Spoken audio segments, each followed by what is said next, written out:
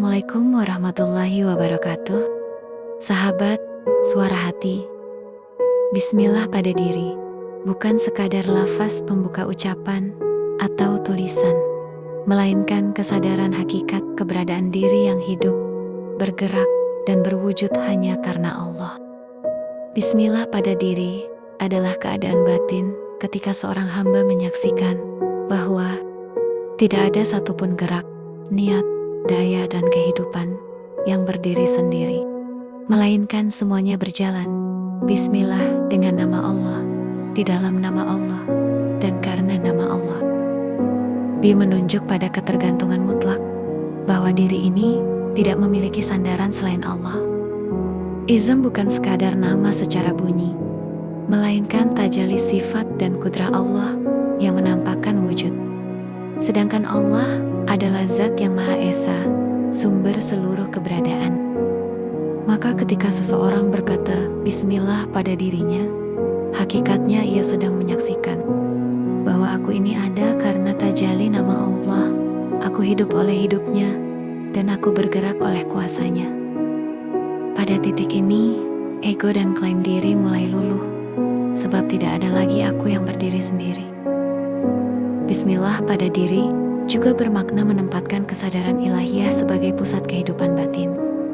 Pikiran, perasaan, dan kehendak tidak lagi berjalan liar mengikuti nafsu, tetapi tunduk dalam kesadaran bahwa Allah yang menggerakkan. Dalam makom ini, seseorang tidak hanya mengucap Bismillah dengan lisan, tetapi menjadi Bismillah dalam hidupnya. Setiap niat lahir dari kesadaran ilahi, setiap tindakan dijaga oleh adab ruhani, dan setiap hasil diserahkan sepenuhnya kepada Allah tanpa rasa memiliki. Bismillah pada diri adalah pintu fana, yaitu lenyapnya pengakuan daya dan kehendak pribadi.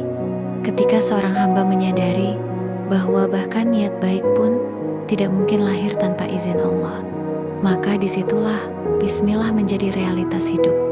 Diri menjadi wadah, bukan pemilik, serta bukan pelaku. Inilah rahasia mengapa para arif billah memulai segala sesuatu dengan Bismillah, karena mereka melihat Allah lebih dahulu daripada diri dan perbuatan. Akhirnya, Bismillah pada diri menjadi kesadaran tauhid yang hidup, dengan menyatunya niat, gerak, dan tujuan dalam kehadiran Allah. Bukan berarti hamba menjadi Tuhan, melainkan hamba yang lenyap dalam kepatuhan dan hadir dalam cahayanya. Pada makom ini, hidup adalah doa, nafas adalah zikir, dan diri hanyalah cermin tempat nama Allah menampakkan rahmatnya. Bismillah bukanlah kalimat pembuka, melainkan kalimat penciptaan. Seluruh alam semesta, termasuk diri manusia, lahir, hidup, semua berfungsi di dalam Bismillah. Maka Bismillah pada diri berarti menyadari bahwa eksistensi aku sejak awal tidak pernah berdiri sendiri, bahkan tidak pernah benar-benar ada sebagai entitas mandiri. Yang ada hanyalah tajalli wujud Allah yang menampakkan dirinya melalui rupa diri manusia.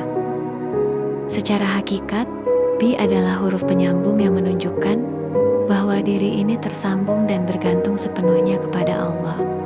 Tanpa Bi, tidak ada keberadaan.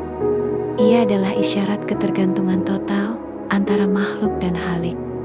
Ism bukan sekadar nama dalam pengertian bahasa, tetapi tanda wujud tempat sifat-sifat Allah beroperasi.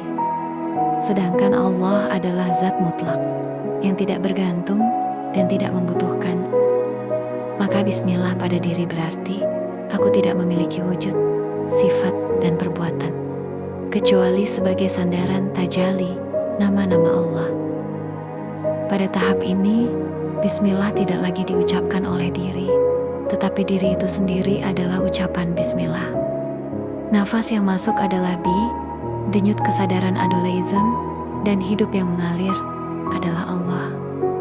Inilah sebabnya para arif memandang bahwa nafas manusia sejatinya selalu mengucap Bismillah, hanya saja tertutup oleh hijab kelalaian. Ketika hijab ini tersingkap, manusia menyadari bahwa sejak lahir hingga mati, ia tidak pernah keluar dari Bismillah. Bismillah pada diri adalah pembongkaran klaim kepemilikan diri. Aku tidak memiliki pikiran, tidak memiliki perasaan, tidak memiliki kehendak, bahkan tidak memiliki iman. Semua itu hanyalah amanah tajalli yang berjalan sesuai kehendak Allah. Ketika seseorang masih berkata, aku beriman, aku beramal, atau aku berbuat baik, dengan rasa kepemilikan, maka ia masih berada di luar hakikat bismillah. Sebab bismillah meniadakan klaim aku dan menggantinya dengan kesaksian Allah yang mengimaniku, Allah yang menggerakkanku, Allah yang beramal melalui diriku. Bismillah pada diri adalah kunci fana fil af'al, fana fis sifat, hingga fana fis zat. Pada fana afal, hamba menyaksikan bahwa semua perbuatan sejatinya perbuatan Allah.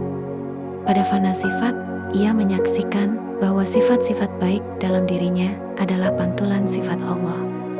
Dan pada fana zat, lenyaplah rasa keberadaan diri sebagai pusat. Yang tersisa hanyalah kesadaran kehadiran Allah tanpa pembanding. Inilah puncak bismillah yang hidup.